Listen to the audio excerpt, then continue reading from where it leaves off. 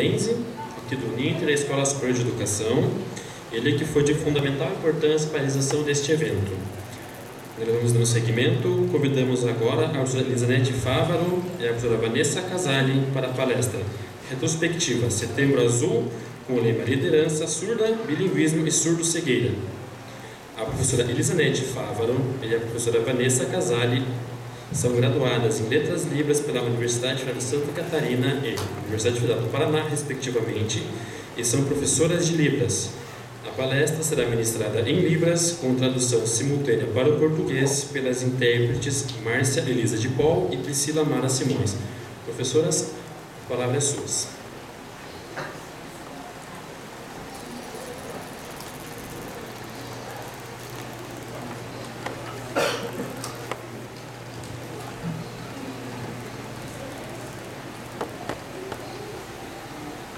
Boa tarde a todos. É um prazer estar aqui por esse dia tão especial que nosso dia, né, surdos? E estamos aqui neste encontro hoje, no Dia Especial dos Surdos. Quero agradecer à professora Leomar pelo convite, por todos que estão participando desta tarde. O que eu vou trazer como tema? Setembro Azul. Dia do Surdo. Por quê? É importante que talvez alguns ouvintes que ainda não conheçam ou conhecem, os surdos eu acho que a maioria já tem conhecimento, talvez alguns ainda não, mas vamos retomar esse assunto, Setembro Azul, Dia do Surdo. Meu nome é Elisanete e este é o meu sinal. Eu sou aqui mesmo de Curitiba, professora da Libras na Uninter e também me formei pelo Letras Libras. Boa tarde, esse é o meu sinal, meu nome é Vanessa, eu também sou formada em Letras Libras e sou professora de crianças e adolescentes surdos e trabalho com bilinguismo na escola, aprendizado das crianças surdas com primeira língua e segunda língua. E na minha sala eu atendo crianças e adolescentes e depois no decorrer da palestra nós vamos falar mais sobre isso. Eu quero explicar um pouquinho antes sobre por que eu escolhi esse fundo escuro para os slides. Eu quero justificar essa escolha porque eu aprendi há um tempo atrás, no ano de 2012, num congresso, num encontro de seminário, e a professora Flaviane, esse é o sinal dela, nos orientou a respeito deste fundo escuro, que é mais acessível ao surdo cego. Nós temos algum surdo aqui que tem problema de visão também, nós talvez não tenhamos aqui, mas é importante que a gente deixe o material acessível com esse fundo preto e a letra em amarelo ou branco. Esta é a maneira mais clara para que esse material fique acessível para os surdos cegos. Se você está aqui ou você está do lado de alguém que é surdo cego, pode sentar mais à frente para ter acesso à informação. Que bom, obrigada. O próximo slide, por favor. Bem, nós queremos fazer ali uma retrospectiva, porque talvez tenham ainda alguma dúvida sobre o significado da cor azul. No mês de outubro, a mulher teve câncer, como no Outubro Rosa. A gente tem a significação da fitinha azul. Nós temos também, por exemplo, na Alemanha, pelas guerras ali passadas. Então, são vários símbolos que trazem o significado. A fita rosa, né, essa lembrança. Mas o que seria, então, para nós, o significado da cor azul? Então, eu combinei com a Vanessa para que a gente possa trazer esse significado, para que a gente possa ter consciência de toda esta trajetória, fazendo uma retrospectiva de como que foi a história do surdo, desde o começo até nós chegarmos hoje nesse Setembro Azul. Mais ou menos uns 70 anos de retrospectiva, problemas vividos. Então vamos ver ali brevemente a história dos surdos desde a fundação do INES no Rio de Janeiro, a questão da escola especial. Em 2011, o movimento dos surdos em Brasília. o equívoco, né, naquele problema que tivemos na elaboração do Plano Nacional de Educação. A educação bilíngue para os surdos, a educação indígena, o Setembro Azul, o significado, os surdos cegos e agora então, que é um tema novo, então toda essa retrospectiva conhecendo a nossa história. A Vanessa vai trazer algumas explicações. Nos próximos slides teremos mais algumas coisas, vamos ver. Ai, não estou acostumada a estar aqui. Bom, nós começamos ali um movimento em 2011. O que aconteceu? Os surdos, com a questão, isso passou-se em 2011, a questão do MEC. No dia 14 de março, então surgiu a notícia o quê? Do fechamento do INES. Então houve uma comoção nacional, mas uma preocupação por que do fechamento do INES e começou-se aquele movimento. Até então os surdos não sabiam, começou, não, o INES vai fechar e começou-se aquele movimento, aquela angústia e um chamando o outro e houve assim um movimento nacional. Então, eu acho que um total de 4.000 pessoas se reuniram e foram até Brasília, ficaram ali, eu acho que entre março, abril, maio, por ali, fazendo esse movimento em defesa, divulgando, né, em defesa do não fechamento do INES, para que tivesse esse encontro, então, em Brasília, essa passeata lá em Brasília, um movimento de luta, né?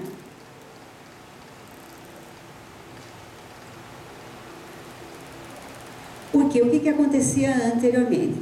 Tínhamos as escolas especiais, as pessoas deficientes, se trabalhavam os surdos, depois a inclusão, e o governo não havia, se isentava de toda essa preocupação. Na questão de liberação de verbas, alguma coisa, o governo disse, não, então é melhor que haja inclusão, para não ter também essa direcionamento de verbas. Mas a inclusão era também uma ilusão, começou a surgir vários problemas, dificuldades, e, por exemplo, as escolas para surdos, como o INES, essa escola em São Paulo, a escola Rio Branco em São Paulo, e outras escolas, especial escolas próprias para surdos, e começaram assim a apresentar alguns problemas, algumas dificuldades. Tiveram um baixo índice de rendimento no Enem, as escolas não estavam apresentando uma qualidade no ensino, então falei assim, bom, vamos então partir por uma inclusão, vamos tentar uma nova estratégia. Mas, aí você viu que para a comunidade surda, então você fecharia as escolas próprias para surdos, eles seriam incluídos. E a primeira escola que traz toda a história de força, de luta, que é o INES para a comunidade surda, seria fechada. E seria um grande prejuízo para os surdos, para a educação dos surdos. Então, todo esse processo se motivou um processo de luta do movimento surdos, né? O Antônio, esse é sinal que ele mora em Belo Horizonte, ele é formado em História, e o Antônio, vendo todas estas questões do movimento surdo, parabenizando, né? Então, na época, o presidente Fernando Henrique, ele assinou, então, a lei, aprovando, né, a lei de Libras, oficializando, né, a lei de Libras. E os surdos, bom, que bom, foi uma conquista. Mas o Antônio, né, de Belo falou assim, não, mas espera, os surdos estão agradecendo, sim, mas nós queremos o nosso espaço, nós temos projetos. Então, se vocês conhecem a comunidade surda, vocês conhecem essas pessoas? Então, é a comunidade surda, esse grupo de surdo que fez esse projeto, que apresentou esse projeto, certo? Também junto com a Patrícia Rezende, no Rio de Janeiro, que foi que a primeira surda assim, que se levantou, já trabalhando na FENES, militante mesmo da causa, lutando, indo contra essas propostas. Então, eles não conheciam essa política, esse movimento dos surdos. Então, que não conheciam, não tinham experiência. Então, precisavam conhecer também essa luta dos surdos. Então, sobre o PNE, o Plano Nacional de Educação.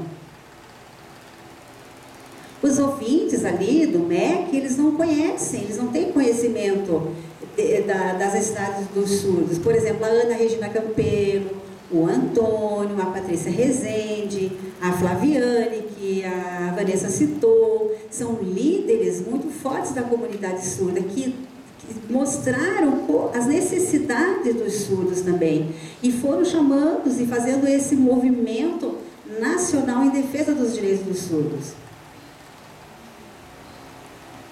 Então, eu estava apresentando na meta 4, que ele estivesse ali, que fosse aprovada a meta 4 dos surdos. Por isso, os surdos participaram, então, do CONAI, em Brasília, apresentando as necessidades, apresentando essas propostas dos surdos para o CONAI e esperando uma resposta. E, então, em Brasília, eles omitiram, vetaram várias propostas daquelas apresentadas pela liderança surda. E a liderança surda ficou enfurecida, falou, não, essas são as necessidades para a comunidade surda.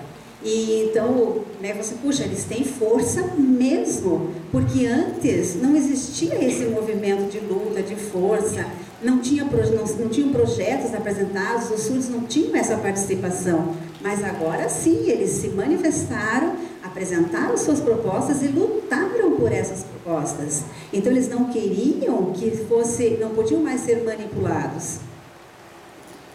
Então, assim, deixa ali guardados, os surdos não se manifestavam, ficavam guardados em casas e nas suas casas e não se manifestavam. Hoje não, abriram-se as portas, eles estão participando, estão em todos os lugares.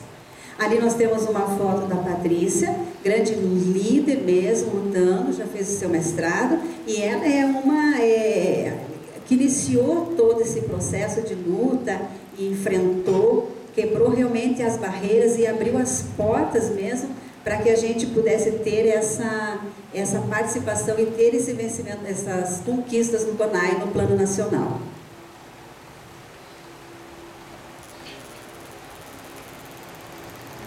Eu quero compartilhar com vocês minha experiência com a educação bilíngue para surdos, que é esse nosso próximo assunto.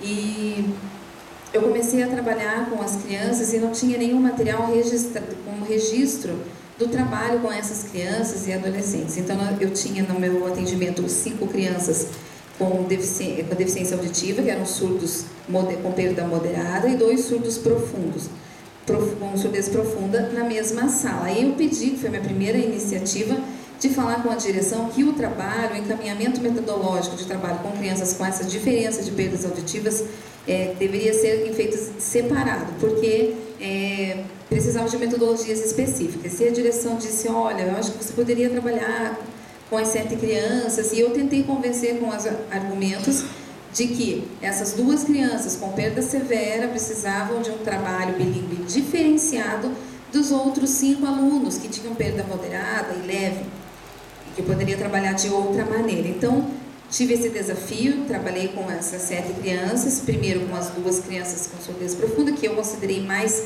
tranquilo o trabalho, mesmo eles sendo bem pequenos ainda, uma criança com 4 anos, mas por causa da língua de sinais a conversa fluía muito bem. E com 4 anos a criança já tinha a língua de sinais praticamente estabelecida e me compreendiam muito bem, me viram como modelo de pessoa adulta, surda, modelo linguístico. E as outras 5 crianças, um pouquinho mais de dificuldade, por ter perda leve e moderada, eles ficaram naquele limite entre aprender o português, ser oralizado e a língua de sinais. Então, usavam bastante alfabeto manual. Então, o trabalho com o bilinguismo foi um pouquinho diferente, os encaminhamentos foram diferentes.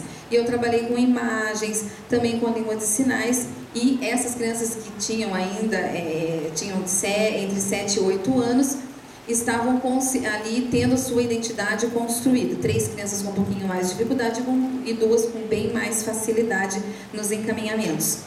E eu conversei, peguei uma criança desse grupo da perda moderada e leve e coloquei junto com as 2 crianças surdas com surdez profunda, e os 3 começaram a interagir de maneira diferente. Veja, e mostrei para a direção como depois do trabalho, como eles puderam interagir e puderam melhorar. Então, eu fiquei muito feliz com essa oportunidade, esse desafio de trabalho. E foi difícil no começo, foi um desafio, né? As crianças não tinham comunicação em casa, seus pais não sabiam língua de sinais, né?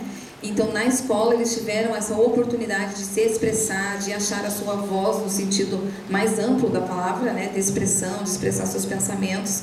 E ali na escola, ele conseguiu aprender pela sua língua natural, a língua de sinais, a primeira língua, para depois aprender, por meio do letramento, a segunda língua. E foi muito tranquilo trabalhar, porque eu, como surda, eles tiveram um modelo linguístico de uma pessoa surda adulta.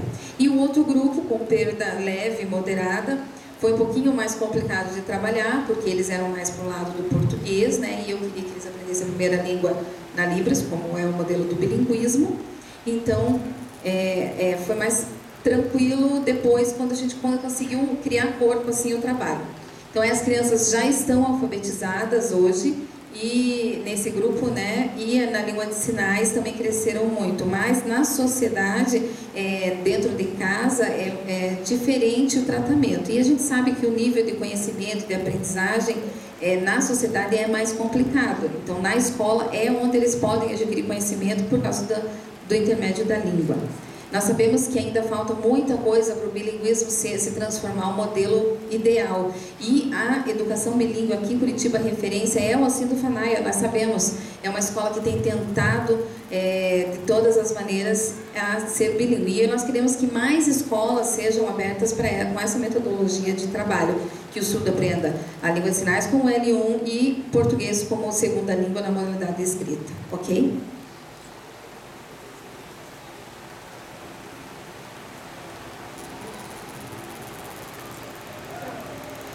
Vamos falar agora sobre educação indígena. Esse é o sinal. A precursora desse trabalho, na pesquisadora, é a professora Shirley Villalva. Professora Shirley, este é o sinal dela. Ela mora em Campo Grande.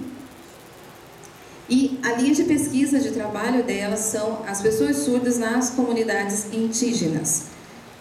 Ela foi até o Acre e participou das comunidades e conversou, e por meio de pesquisa e observação verificou que a língua de sinais utilizada por esses índios surdos era diferente da Libras, então é uma outra língua de sinais. E a Shirley, então, né, por meio dessa pesquisa, começou a conversar, ter mais contato com esses surdos e começou a aprender a língua de sinais dele e também a nossa. Então, eu vou dar um exemplo para vocês. Nosso sinal aqui é milho, né, assim, e para eles é desse jeito o sinal. Esse é o sinal de milho na língua de sinais indígena, milho, ok? E na Libras é este o sinal, uma pequena variação, mas diferente, é outra língua de sinais. E a Shirley pesquisou isso, então, nessa comunidade indígena. A Shirley pesquisou muito essa comunidade, principalmente assim, as crianças e os adultos surdos dessa comunidade indígena no Brasil, uma pesquisa pioneira. E na tribo indígena não tinha escola, por exemplo, era uma outra maneira, outro costume de trabalho, né, de escolarização. Então ela pesquisou sobre isso e descobriu uma língua muito rica e completa ali na tribo com os surdos. E essa tribo, então, aceitou fazer parte dessa pesquisa e a Shirley começou a conviver com eles, e ensinou e trabalhou, e fizeram várias trocas de sinais, de cultura, de aspectos. Foi muito, então, foi bem enriquecedora essa experiência. Questão de vestimenta, de roupa, de costumes, da língua, da cultura, várias outras coisas. E foi um momento de crescimento tanto para a tribo indígena quanto para a Shirley enquanto pesquisadora. A Shirley continua esse trabalho até hoje, né? A pesquisa dela se encerrou, mas o trabalho continua. Eu quero mostrar para vocês.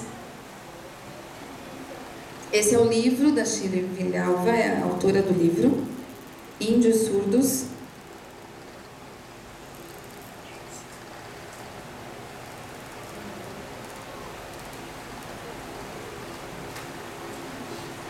Então, nós vamos falar agora então um pouquinho sobre o Setembro Azul. A Elisanete já começou a falar um pouquinho sobre isso, sobre essa luta, esse movimento que começou em 2011. E por que essa cor azul e o mês de setembro? Nós vamos explicar um pouquinho para vocês. A cor azul nos remete ao mar, a cor do céu, e nos transmite tranquilidade e paz. Então, nós escolhemos essa cor como a nossa cor de militância, de luta, de movimento, sim, mas pacífico. Então, nós queremos mostrar, por intermédio dessa marca, Setembro Azul, toda a nossa luta, a nossa busca pelas nossas reivindicações da comunidade surda. Nós queremos mostrar que a comunidade surda quer homenagear e agradecer os pioneiros, né, do INES, desde o tempo de Dom Pedro, da inauguração do INES, de toda a história. Então, esse é um mês de reflexão e de agradecimento, né, para toda essa luta. Hoje, você está aqui hoje por toda essa conquista, esse trabalho. Eu queria complementar, ali no que a Vanessa tem falado, que os surdos, eles precisam entender o significado do Setembro Azul. Nós temos consciência, recordar todo esse tempo de sofrimento, tá? Então, hoje a gente vive com uma liberdade, temos essa troca, os ouvintes aprendem língua de sinais, os surdos aprendem o português escrito. Então, esse é o Brasil hoje, né? Um Brasil bilíngue, mas temos consciência do que foi passado, das dificuldades enfrentadas. Então, não é, se alguma coisa tem errado hoje, não é, temos que ver tudo o que foi vivido esses anos todos, a escolarização das crianças, como que era. Então, hoje nós temos muito a agradecer, nós se superamos, estamos em igualdade com a comunidade ouvinte, né? Então, não é um mês de sofrimento, mas é um mês de alegria, de orgulho e de reflexão. Hoje, eu vendo aqui a mesa, eu me senti, eu falei, puxa, antes era assim, éramos um grupo tão pequenos, né? E pequeno, e hoje eu vendo aqui, por exemplo, desculpa, eu não lembro os sinais, quem mais estava aqui? A professora Leomar, aqui a mesa que estava aqui foi chamada de manhã, o Luiz, né?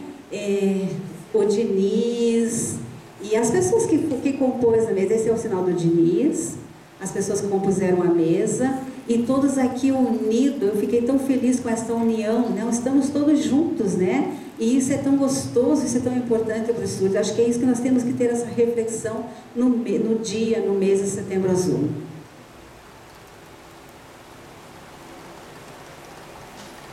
Eu quero falar um pouquinho sobre essa pessoa, o Carlos, que é a foto ali de baixo, e um depoimento que ele compartilhou comigo e eu quero trazer para vocês aqui hoje. E também da Rosani, que é da foto de cima, né? E não se assumia enquanto surda cega e dizia, não, eu sou surda, mas com o tempo ela foi se assumindo e agora é uma militante e divulgadora das necessidades do surdo cego. Então, se você conhece alguém que tem essa mesma deficiência aqui, esses dois exemplos, né, que está em casa, que não quer participar da comunidade, chame, traga para conviver conosco, porque é possível, sim. Nós temos trabalho na área da surdo-cegueira. Então, a Rosane tem divulgado muito esse trabalho, e ela é a representante nacional da FENEI sobre surdo-cegueira. E o Carlos, esse é o sinal dele, é o representante aqui do Paraná sobre o surdo cego. Da FENEI, diferente, né? Então, ela é a representante nacional e o Carlos do Paraná. Essas duas pessoas, muito conhecidas na comunidade surda, têm trabalhado bastante com cursos e treinamentos e palestras, esclarecimentos sobre a área da surdo-cegueira na Librastátil, por exemplo. Às vezes a gente fica só na luta, o surdo, surdo, surdo, mas o surdo cego pode também, por exemplo, sofrer um acidente, perder a visão, pode acontecer qualquer... Então a gente pode, antes, aprender a Libras tátil. Nós já sabemos Libras, então é uma maneira de participar dessa comunidade. Então já há 2 anos a Rosane tem fortemente divulgado esse trabalho e eu quero que isso cresça cada vez mais, por isso eu trouxe esse tema hoje para a nossa palestra. E nós vamos fazer um curso de Libras tátil ainda, né, mais para frente, no futuro, e você, quem tiver interessado aqui hoje, pode nos procurar, porque a gente vai fazer esse curso. E o Carlos e a Rosane então dão várias orientações sobre cores, o fundo, a sombra, sobre vídeos, como é a visualização do intérprete, ou se precisa ser a Libras tátil, essas questões assim.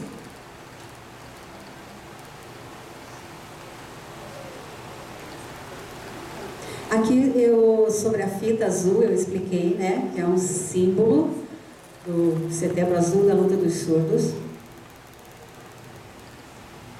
Eu vou fazer um resumo aqui. Eu fiz uma pesquisa e aqui no Brasil nós não tínhamos registro, né, livros sobre cultura e identidade surda. Vinham só de outros países europeus, dos Estados Unidos. E aqui no Brasil nós não tínhamos nada de registro. E então eu trago aqui dois líderes, dois professores surdos. Um professor surdo francês, que está ali, né, que deu aula no INES durante 32 anos. E fundou muitas escolas na França para surdos. E o segundo também era francês, aprendeu língua de sinais na França. E também pelos métodos utilizados na Europa e nos Estados Unidos, trouxe, não sei se não trouxe para o Brasil.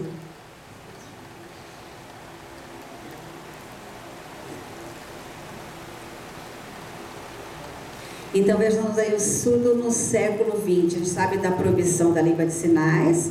Vocês sabem que foram quase 100 anos de proibição do uso da língua de sinais. E os surdos, eles não passavam assim da escolaridade básica e faziam só trabalhos simples, não tinham aquela perspectiva de uma oportunidade, de uma universidade, de um curso superior, nada, né? Então, de ter uma carreira profissional. Ficavam ali em serviços bem básicos, não tinham oportunidade de se desenvolverem. Então, o foco era no oralismo, para que se igualassem aos ouvintes.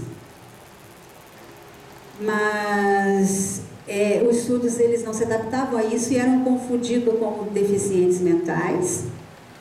Então, não tinham esse desenvolvimento para convívio na sociedade. Então, tinham essa dificuldade, né, que foram enfrentada pelos surdos. Como se a gente visse hoje a questão assim, não, se você era implantado, eu não quero, não, esse é implantado, esse é surdo, você é oralizado. É como a gente tem visto, às vezes, hoje, se o surdo é implantado, então tem um certo preconceito. Então, queriam padronizar, né? O surdo, normalizar. O surdo seria como um ouvinte, mas não era assim, porque a forma de ver o mundo era diferente. E a sociedade os via como incapaz, que não podiam se desenvolver. Mas como? Claro, ele pode sim, tem capacidade de desenvolvimento. Na primeira avaliação do método oral, então foram feitas pesquisas por 2 psicólogos, está ali no slide o nome dos psicólogos. E eles começaram a fazer essa pesquisa e viram assim, puxa,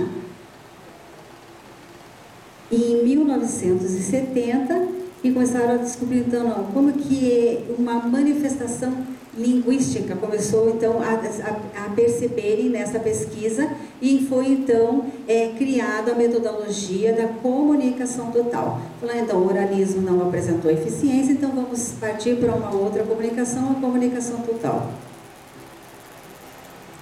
Então, depois de todo esse processo, viram que os surdos não tinham um desenvolvimento com qualidade, então partiram para aqui, vamos fazer a questão, entrou a questão da discussão do bilinguismo, trazendo então a língua de sinais como primeira língua e o português escrito como segunda língua. Então é como para que os ouvintes, o português falado é a sua primeira língua, e no caso aprendendo a Libras como L2. Aqui um pouquinho da história da educação dos surdos no Brasil. Como que começou? A gente já viu algumas coisas, né, no período, no Segundo Império, com a chegada do professor francês, que veio para o Brasil, com o objetivo porque o Dom Pedro II, ele tinha em sua família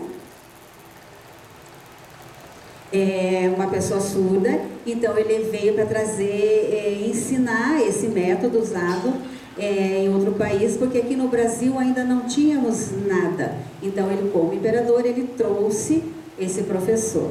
Aqui não havia ainda nenhuma escola de ensino para surdos.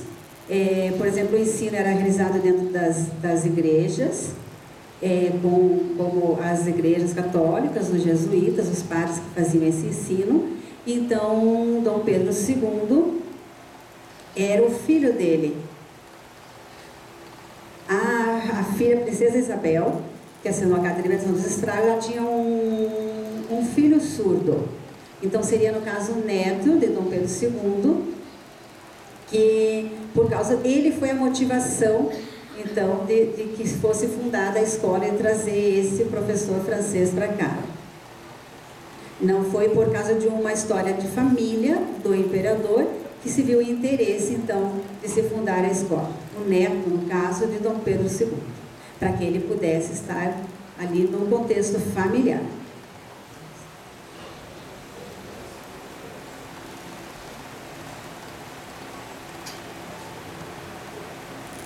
Esse é o decreto de 22 de dezembro de 2005, decreto 5626, e que regulamenta a língua de sinais e traz então a oportunidade de que a língua de sinais seja disciplina nos cursos de licenciatura e de pedagogia, de formação de professores.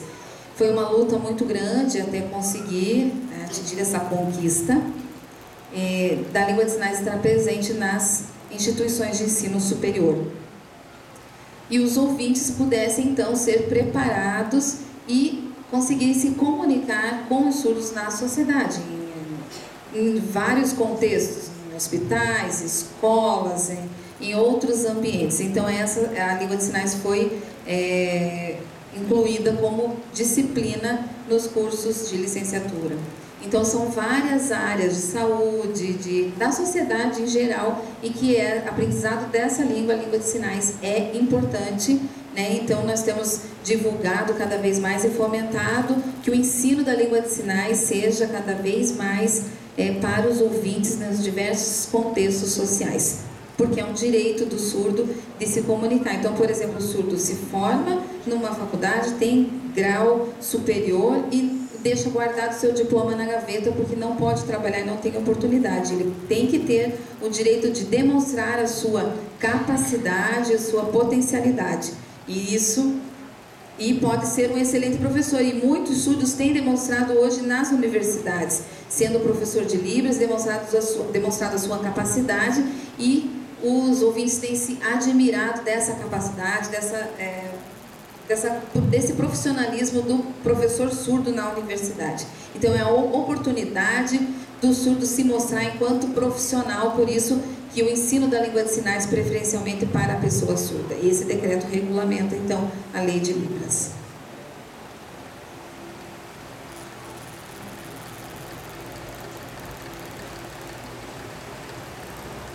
Aqui eu fiz...